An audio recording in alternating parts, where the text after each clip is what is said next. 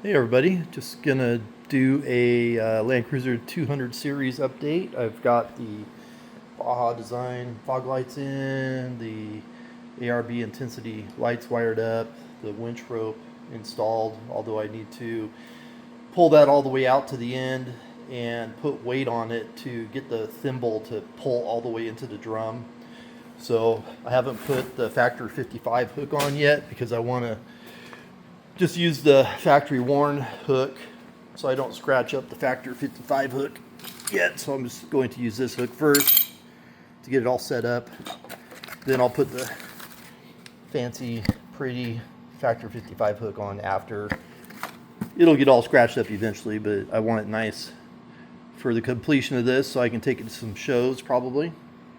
The ARB air compressor is about ready to go in. I need to finish putting on the, it's the, I don't know, it's the, what do they call it? Is that the kit for it? Manifold for the lockers. So that mounts right here. It's a sleeve mounting kit, and I didn't like the bolts that came with the kit. And I didn't like the ARB bolts, so I went and bought some grade 8 flange head bolts and then got some thick washers to go on there, and then those are Loctited in. So that's about ready to go on. I can't put that on until I get some of the wiring done over here. So we have the Switch Pros controller right here.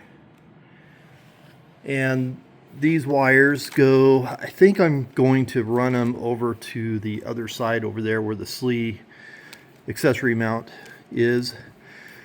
So I need to get some wire and some loom for these and do that up and run those over to that side. So these are bundled together in twos because on the Switch Pros there's 4 that are, you join them together to get, I think it's 35 amps capacity, and then the single wire ones are 20 amps capacity.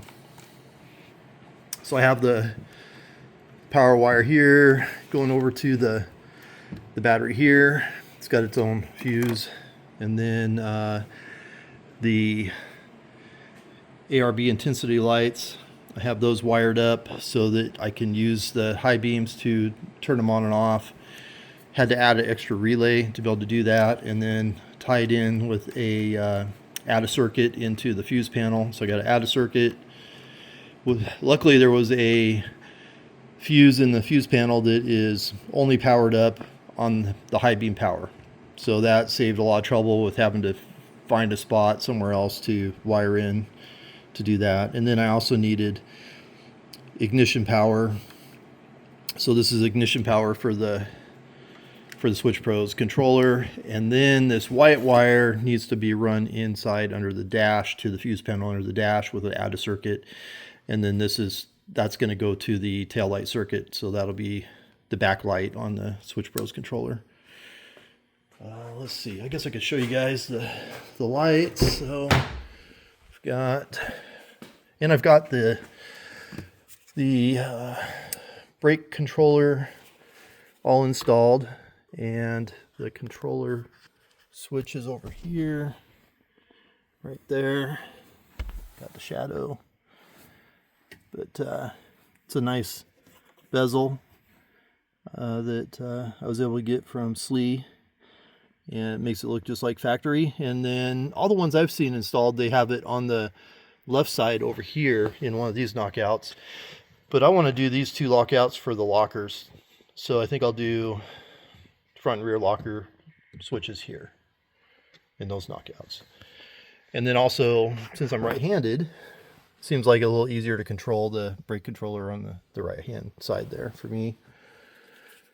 Let's see, so we got our Switch Pros controller up there. I haven't put the little indicator marker things on it yet. Power up, and so there's fog lights on, the Baja design fog lights.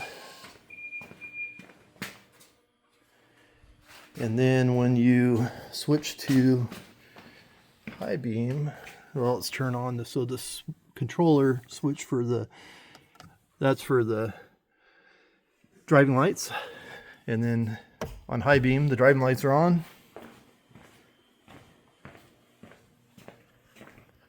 There we go.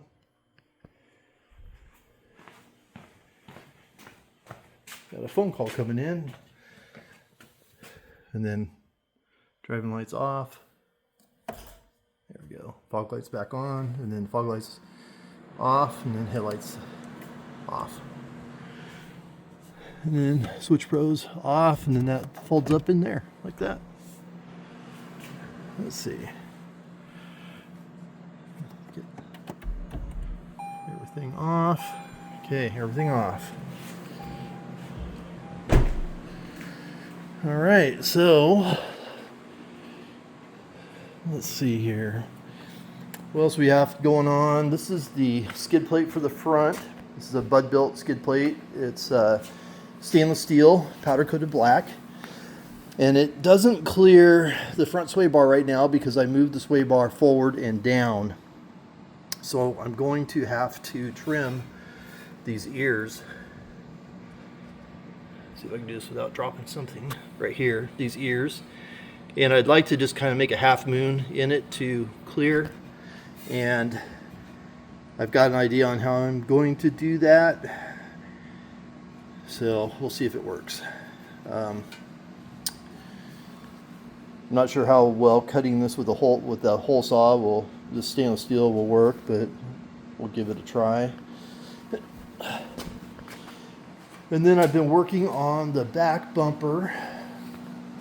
So this is a Descent off-road back bumper, and it's nice looking. It's pretty heavy duty.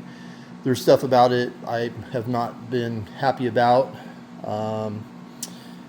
I was on the I Hate Mud forum the other day, and I noticed that people were having problems with the bumper hitting right here on the tailgate and scratching the tailgate along here.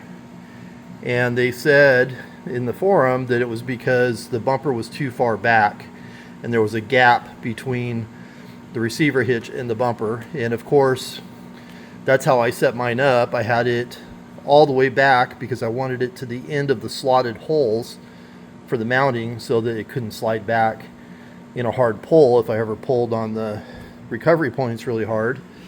And I'm not sure if it would move or not, but there's a lot of slop in those slotted holes.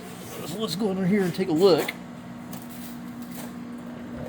And I still have the clamps on here that I used to pull the bumper back. It was very difficult to get to move. So I have these two clamps, and I think these clamps will do like 1,500 pounds of force each, and I have them both, had them both about maxed out. This one here, I ended up moving it. I was pulling over here, and it was kind of pulling at an angle and pulling the bumper this way, and I really needed to pull it straight back. And this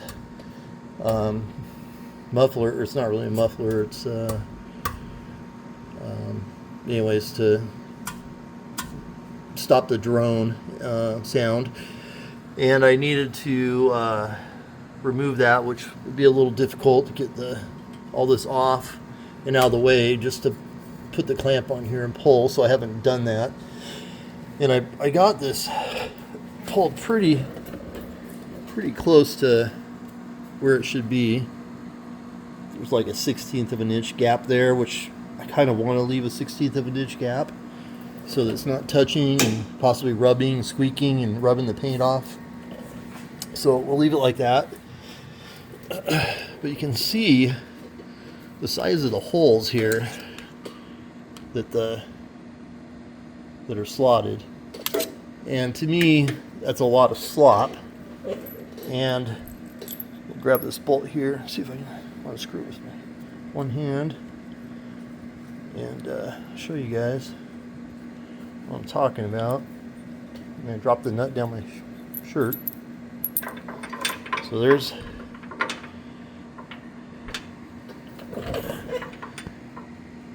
how much slop there is in that front to rear. That's a lot. And all these bolts are the same way. All these are slotted. There and there. And those. So what holds the bumper from sliding front to rear is these bolts. They're slotted. These bolts that are slotted. And this bolt that's slotted. And that has a clamp that goes, the bracket goes up around the top of the frame. You can see that up there. And so it squeezes down on this frame member here. And I've already had that super tight, and so I think it's squeezed down tight enough on this tube that it's binding, and that's why I had such a hard time getting it to slide towards the front of the vehicle. And this clamp here, I can put a fair amount of pressure on it, but it wants to bend the bumper. This is aluminum, so these things are aluminum, and there's nothing to, it's not attached to anything on the bottom, so it wants to roll the bumper back. And so I've got it up towards the top as high as I can go, but it really need to be higher on the bumper side than what this cross member is here. So unable to really put a lot of pressure on there, but I got it pulled back pretty well. I've tried prying over here. It probably really needs to be hammered on, and I don't want to screw the paint up, so I don't want to hammer on this toe point. So these toe points are steel. The rest of the bumper is aluminum. And then you can see this right here. That's aluminum. So it just wants to roll as I put pressure on it right there. Right now I just have it, that clamp just barely on there. It's just waiting to fall on my head. This is the trailer brake controller wiring.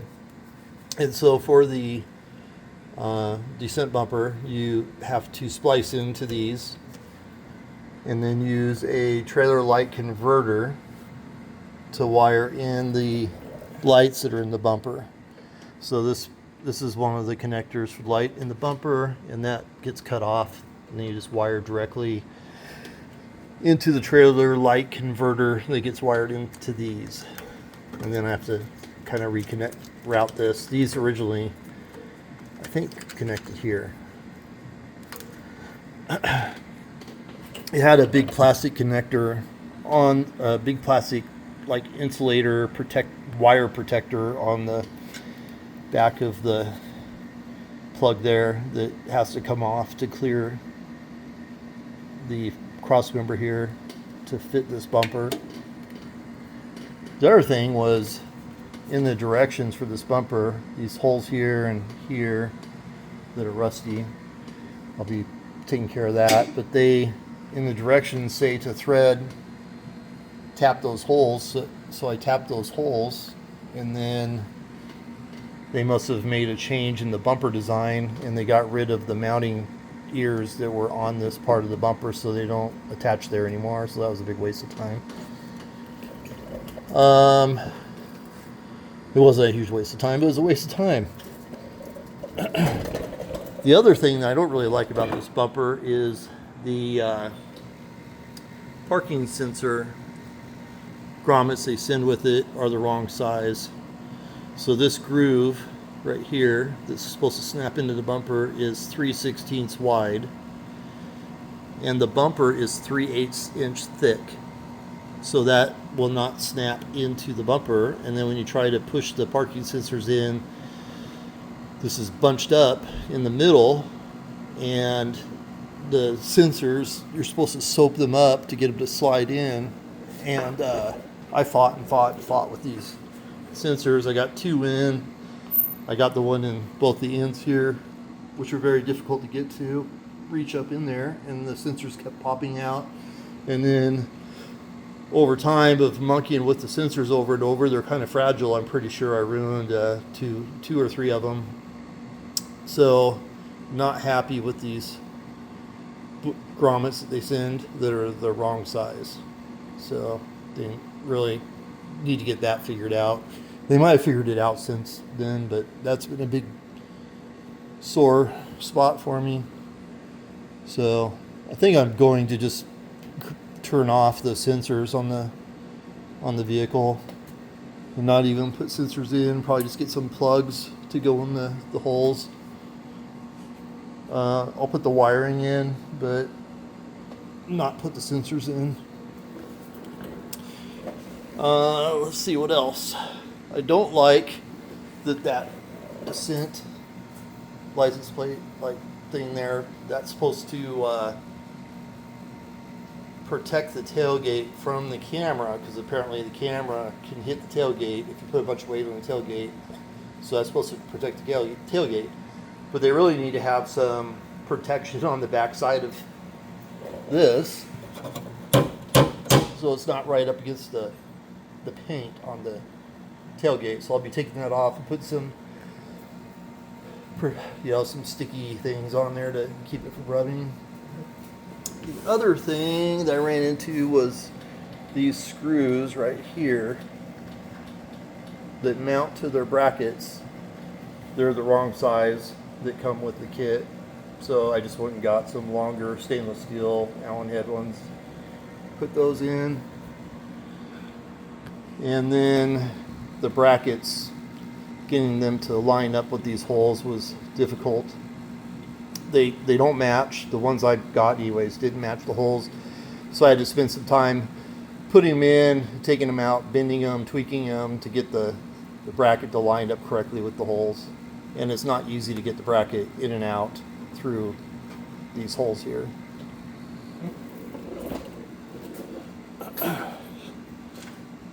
And what else? I think that's about it. I still have to wire the license plate light in, and the camera in, and the tailgate has to all come apart on the inside. The hatch has to come apart, and then some of the trim panels around the inside to run all the wiring for that, and then the camera has to be removed out of the hatch there to do that. So that's like looking at it on video, it looks like it's probably a 3-hour operation or so to do that. So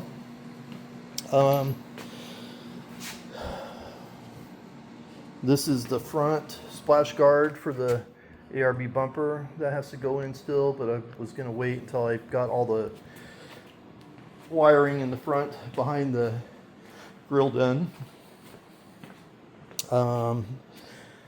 This is a solenoid that I have to install. I'm probably going to do 2 of these, and then I'll show you something else first. So this is the terminal block that I'm planning on using for all the wiring from the Switch Pros. So this has 12 terminals, and I'll run the 12 wires over to here and mount this, and then I can just go to the terminal block and run a wire off to whatever I want to run it to for any extra stuff.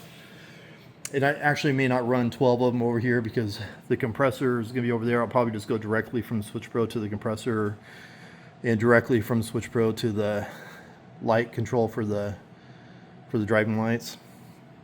So I actually have a couple extra terminals there. Then I've got the BCDC battery charger to wire up still. This is to make sure you don't overcharge one or the other batteries.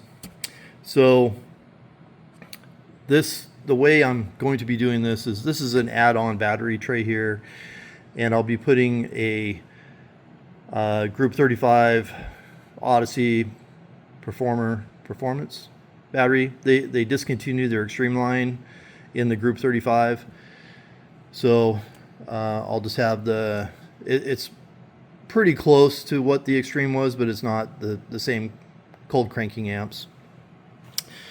But I'm going to make this the starting battery. So I'll have the starting battery here, and then that'll be the auxiliary battery over there. These wires are for the charger. So yellow is for solar, red goes to the starting battery, brown goes to the auxiliary battery, black is ground, green is, I believe, for LED indicator light inside the cab if you want to see if it's charging or not charging, or if there's an error. I think it's on red, charging, off, not charging, and flashing if there's an error code. Not sure if I'll do that or not. The orange wire is for setting up different voltages. So if you hook it to ground or power, it'll put out higher voltages to the batteries. The way this is set up, it's 14.7 volts, and the Odyssey batteries I'm going to be using, safe charging voltage is 14.4 to 14.8, so this will be just the correct voltage without having to change any of the voltages. Blue wire is to excite the charger off ignition, which it doesn't need to be on the Landcruiser, so this won't get used either.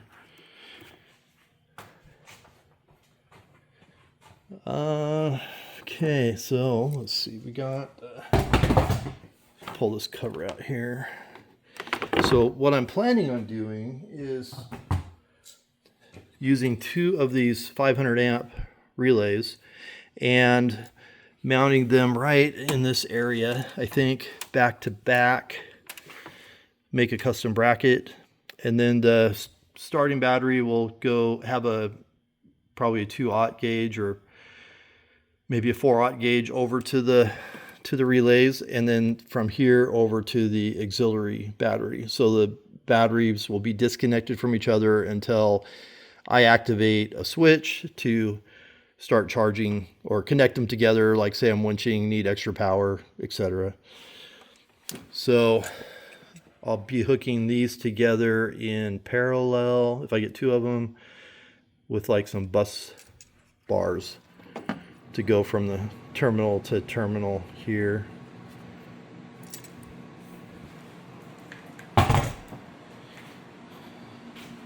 Over here, this is 2-aught cable, so that's the size cable I'll probably be running for the batteries. This is currently hooked up to this junction here, which I added in, and I'll be running the main start battery to that terminal, and then this will be disconnected. This is actually going to be the ground cable for the other side, for the other battery. I just used it to be able to start the vehicle up and move it around. So I'll have the start wire coming up out through, these are the winch cables, and where I have them run up through here in the back of the firewall, I'll have the other battery cables come around through there and then up into here and attach to that lug, power lug there. So I think that's about it for now. Got quite a bit of wiring to do, but not too bad. I just basically need to pick up some supplies that I don't have. Some wire, some solder connectors, and loom.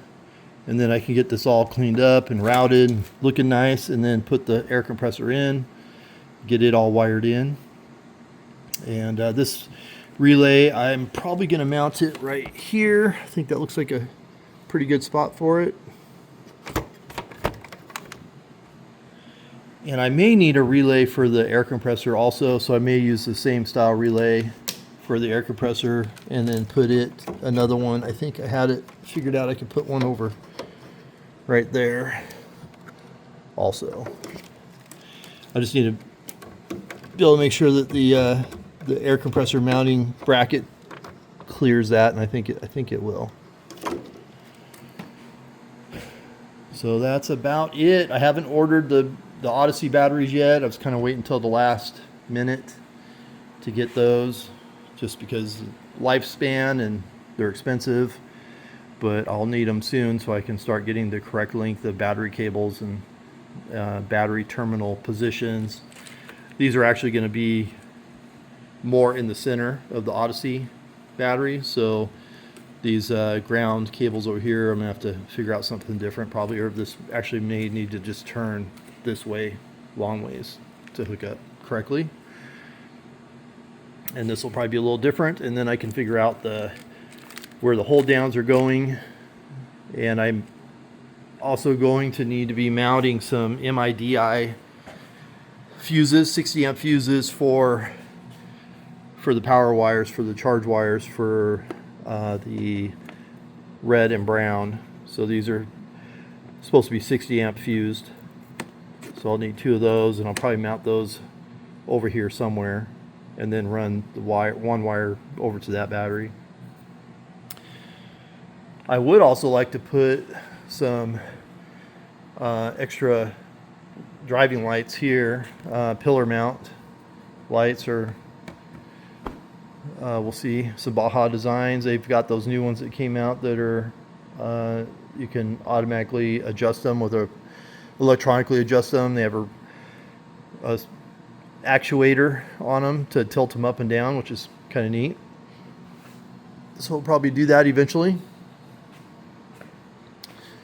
Well, guess I'll get back to the project. All kinds of fun. Thanks for watching. Bye.